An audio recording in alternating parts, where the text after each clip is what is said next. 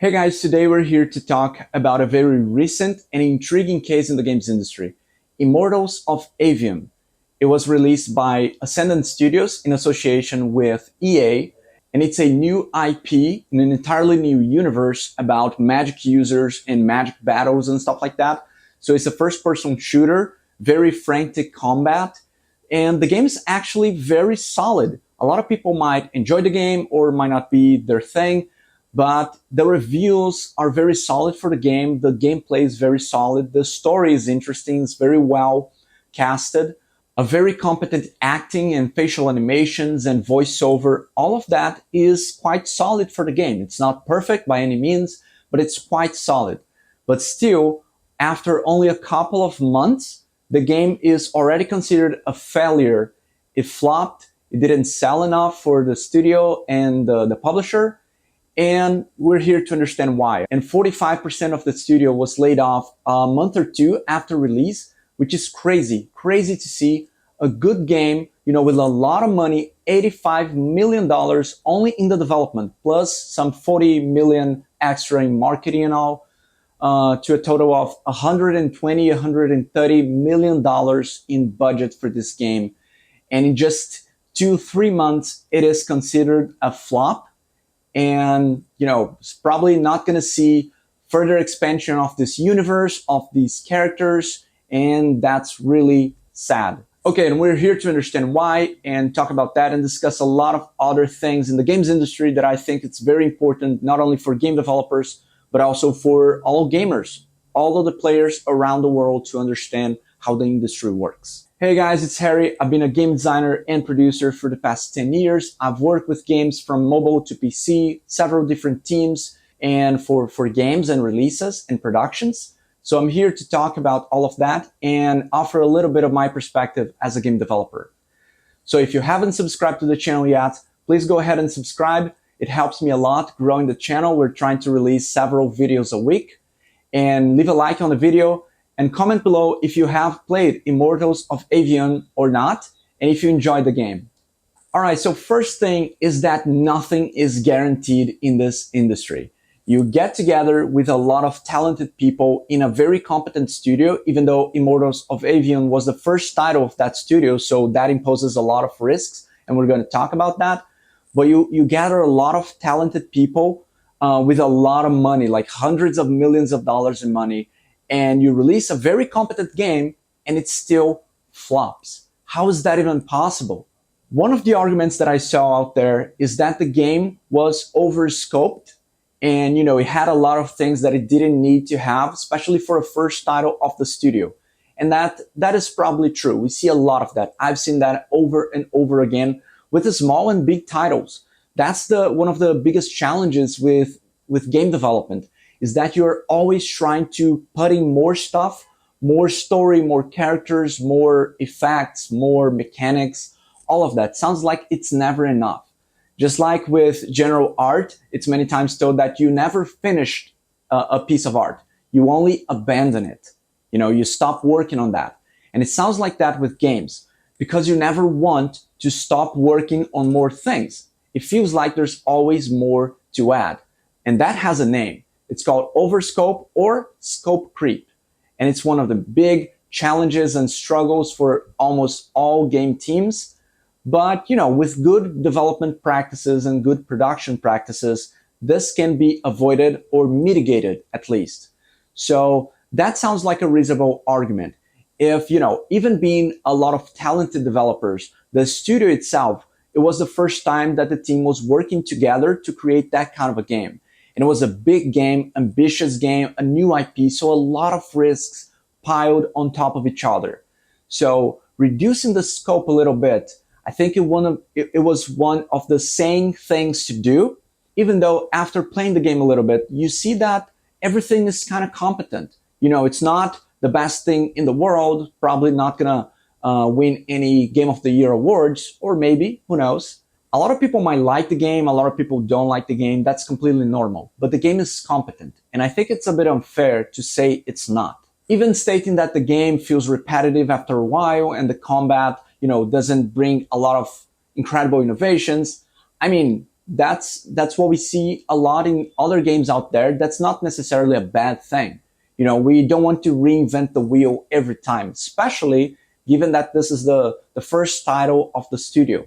So I think it was a good decision in that sense to not try and reinvent the wheel, because they are already offering a lot of new things. We don't see that kind of a setting a lot. It's a frantic FPS like Doom, but you are a magic user. You're a wizard, a witch, and the magic works in a very particular way in that universe, and they have to explain that and immerse you in that kind of a universe. So I think they do a good job at that initially in the game. But yeah, still, overscope might have been an issue for the game, absolutely. Another argument, and I think that's a very strong one, is the release window for the game. It released in August 2023, together or very close to other strong releases like Baldur's Gate 3, Starfield, Armored Core 6, and a couple of other titles. So I think it was a misstep in the strategic decision for the game, because it's a new IP, a new studio, new name on the market, and people didn't know much about the game. I heard that the studio also took a long time to continually display gameplay for the game or new trailers, so the awareness for this game was not high. So people were not aware that this game was a thing, or that was going to be amazing, or something like that. So it was very, very challenging and kind of unfair releasing close to Starfield and Baldur's Gate. It took all of the hype out of this game. But still, it was received very competently for most people, at least. So we see here an intriguing thing. The team is good, the game is good, it's competent. It's pretty much a AAA title offering an interesting and intriguing universe. You are a battle mage and working stuff. You're like Doctor Strange in a different way, working your way through the magical path. So once again, I think the game had a lot of merit. And then we come to understand a little bit more of why this way of making games is problematic, right? Think about that. The game is considered a flop a couple months after release. I mean, what's up with that? Many games continually evolve over months and years until they gather a sizable audience for them, with several patches, DLCs, and extra content added. So over time, those games become more successful. But with those AAA titles, everything is upfront. It's about the launch week. It's about the first month or first couple of months to decide everything for the game. And that is called the hit or miss approach to game development. And I think it's a very bad and obsolete approach. Because, teams of hundreds of people work for 4 years, 5 years on games, dedicating everything that they can, going back and forth with the story, with the characters, mechanics, and so that everything can be decided in a week, in a month. And in the case of Immortals of Aveum, the game is good, the game is competent enough, but many games don't get a second chance. And I think that is because of bad habits in production and in marketing decisions for the game. And I've been a game developer for 10 years. I've seen a lot in this industry. Making games is hard. Doesn't matter if your game is small or big, making games is very hard.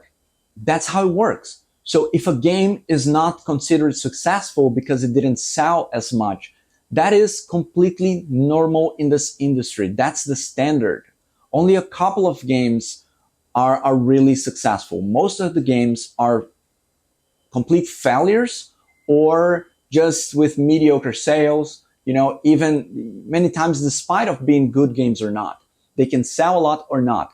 Not selling much is the standard for this industry, and I believe like many other entertainment media as well. That's not the part that triggers me. What triggers me is a studio or a publisher having very poor strategic and production decisions that jeopardize the entire project, the entire studio and the team.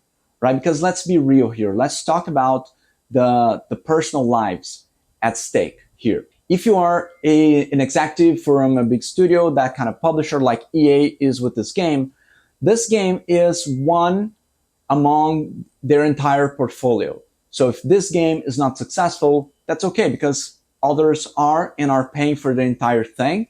So if the game flops, hey, let's just lay the entire studio off or half the studio off. Let's cut the fund and let's close the studio as it happened several times in the game's history. And that's it. Life moves on. But for the studio itself and for the developers and even the directors of the studio, that's a defining piece. Like the game flopped, so probably the studio doesn't get a second chance to release another game, and you have to lay a bunch of people off, and those people are out of jobs. And if you follow the news, and we've talked about here on the channel about that, 2023 and even now 2024 is a very harsh time for game developers. Mass layoffs all over the place in the entire industry worldwide, as well as in the tech companies as well. We've talked about that. So if half of the studio is laid off, it's not easy at all for them to find another interesting project, a suitable project for them, right? And especially because when you look for other jobs in the games industry, many times you don't easily find other jobs in your city, So you have to move to other cities or even other countries.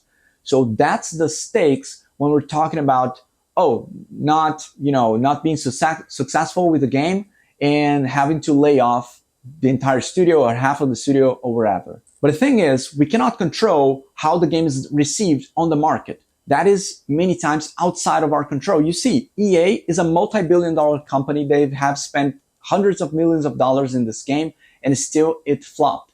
And it's hardly the first time that has happened.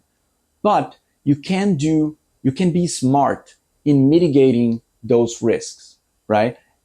We've mentioned that. It's the first title of this studio. It's a new IP, so people don't know how the world of the game works. People don't know the characters, don't know the storyline. You have to do a better job at promoting the game to create not only hype, but knowledge. People have to know and understand and be compelled to play that experience and be connect to those characters. This game has a very strong narrative pillar. So it's about the story and the characters and the connections that you create. The characters are very charismatic. So you feel connected to them in a sense. So all of that needs to happen up front, beforehand, before you throw the game out there for people to buy or not in this case. And you need to validate your design. It baffles me that companies would spend dozens of millions of dollars, hundreds of millions of dollars in a game without truly validating on the market.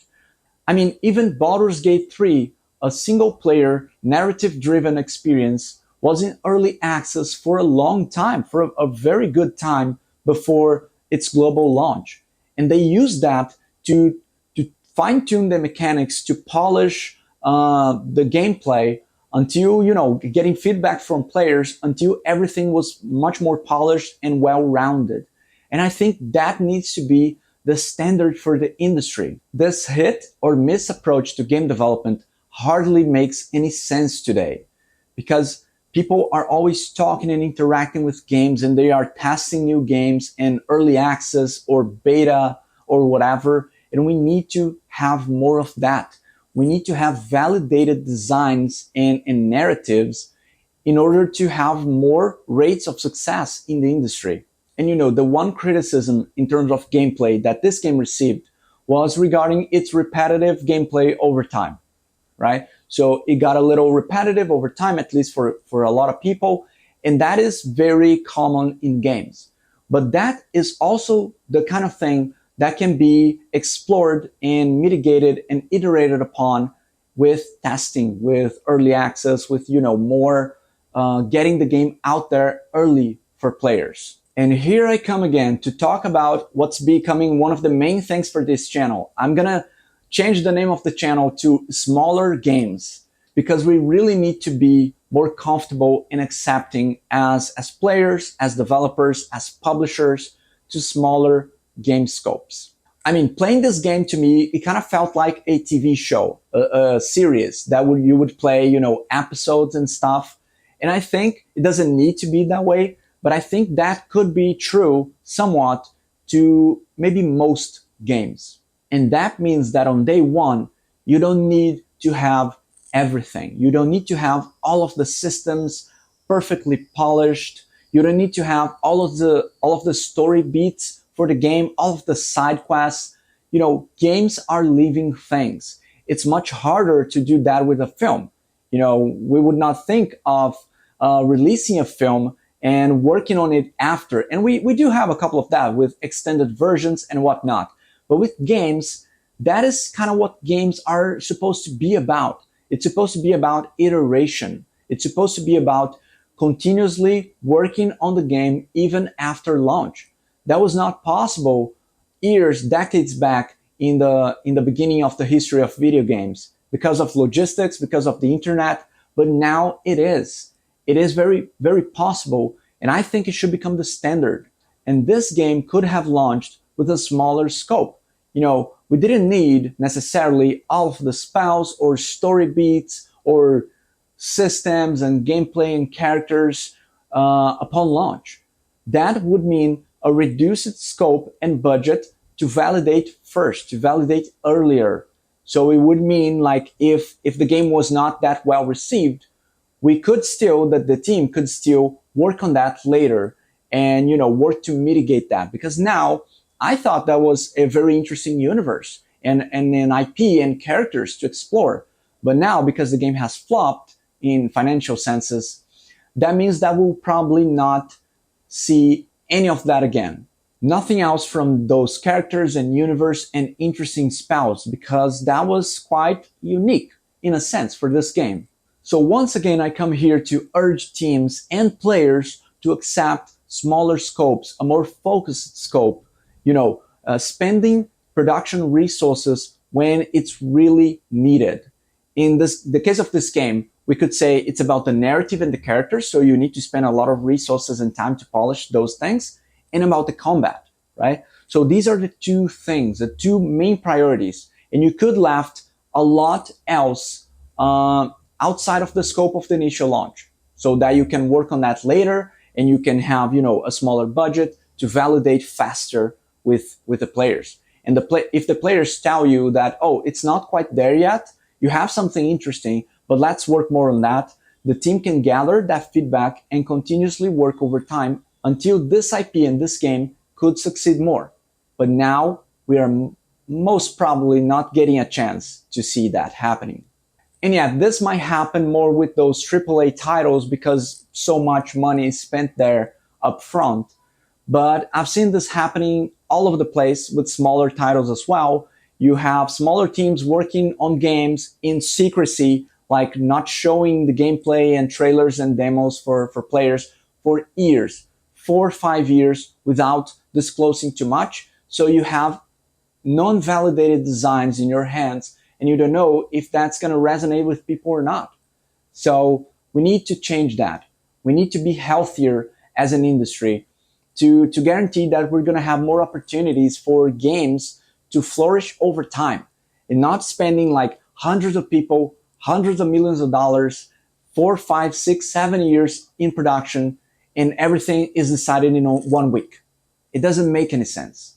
So my support goes to the Ascendant team who has worked on this game, and hopefully we have better production and market practices in the days to come to avoid that, right? So we have less companies laying off a lot of people, less studios shutting down, and more games that have more than a single opportunity for success.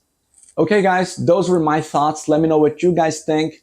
And there's a demo available for Immortals of Aveum. So go ahead and give it a shot, see if you like the game or not, and purchase the full game if you do. And yeah, let me know in the comments below what other games you guys want to see here covered in the channel. So thank you very much for watching, and I catch you guys next time.